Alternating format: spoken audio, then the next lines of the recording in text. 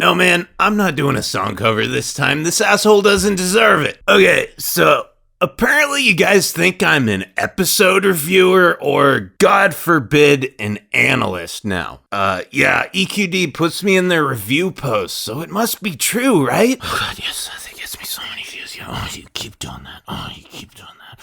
I just wanted to make fun, irreverent pony videos, but no, you had to take everything so goddamn seriously and it dragged me down to your level. Look, I'm not qualified to analyze anything. You're talking to a guy who thinks that beer is a food group and that morphine is an acceptable cold medicine. I'm not even mentally competent enough to drive a car 75% of the time, and the other 35%, I'm asleep. But hey, I just realized something. You're on YouTube looking for videos of full-grown adults reviewing a little girl's cartoon about magical talking ponies that you probably also masturbate to. You're at least as fucked up as me. So hey, you want some analysis? Challenge accepted. Gather around, kiddies, because your Uncle DWK is gonna give you so much analysis that you'll be walking funny for a week. Specifically, I'm gonna drill you about why I don't like Discord. Now, if you've listened to my drunken rambling videos, and if you haven't, don't, then you may have surmised that I have a certain fondness for those characters in this show who have seen the error of their ways. At this point, we've got no shortage of antagonists who have turned over a new leaf, but if we're just talking about full-on villains, then we've had three major reformations: Shimmy, Glimmy, and Discord. So,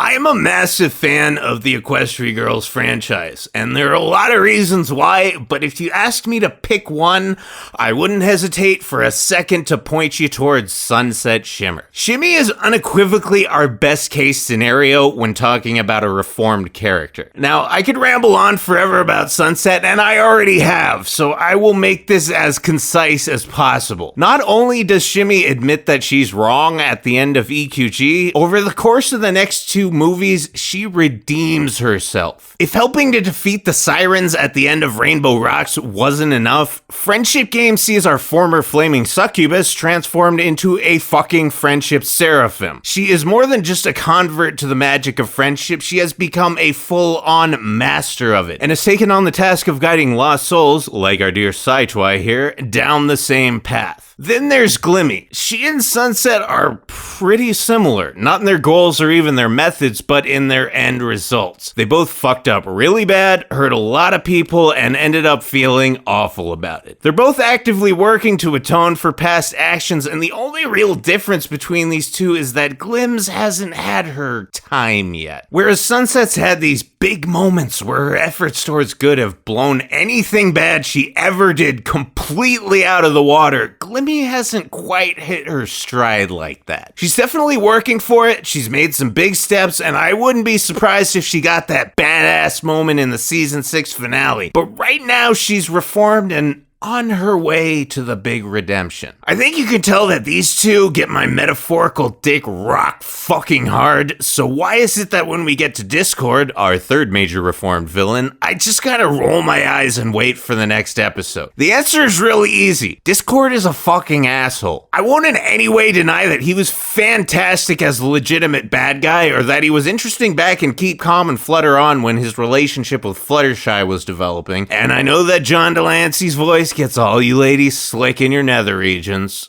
I mean, hey, I'm about as straight as a guy who's obsessed with MLP can be, and it gives me a half-staff sometimes. Anyway, I had high hopes for Discord after season 3, but all I see when I look at this guy now is a lazy tool. Yeah, he's no longer actively trying to destroy the world, but he's just coasting. He's never attempted to make any kind of practical amends for his previous behavior like Glimmy has, and I think the idea of him completing a redemption arc like Sunset's is completely off the table at this point. But bro, you say, he's admitted to being a dick a couple times. In fact, he apologized in this episode. And I say, yeah, dude, that's great, but there's a difference between admitting you're a dick and actually not being one anymore. Discord is a lonely, insecure man-child who thinks he's the smartest smartest guy in the room and that he's the puppet master who's pulling all the strings. Until his transparent attempts at manipulating people backfire and he ends up sulking in a corner or forcing out apologies if he has to. He only feels bad when everyone finally gets so sick of his shit that the only choice is between fucking off or saying he's sorry. And that's exactly what he does to Spike and Big Mac in this episode. He acts like a smartass, throws a hissy fit because he literally can't handle the bants,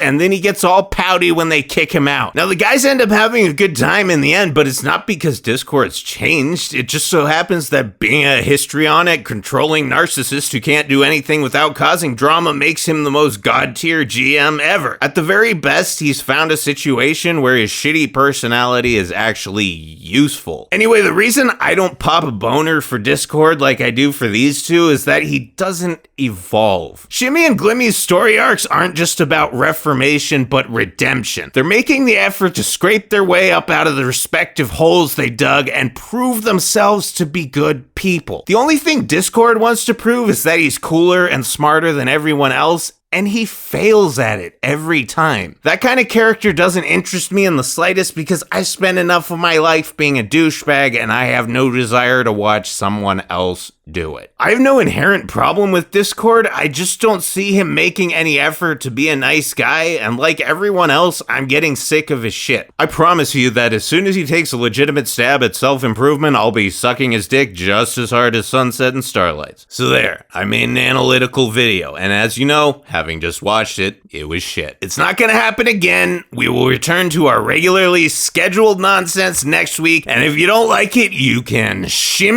my glim glams. None of you better look at me funny. You know my name down, give me my money. Hey, hey, Sing it.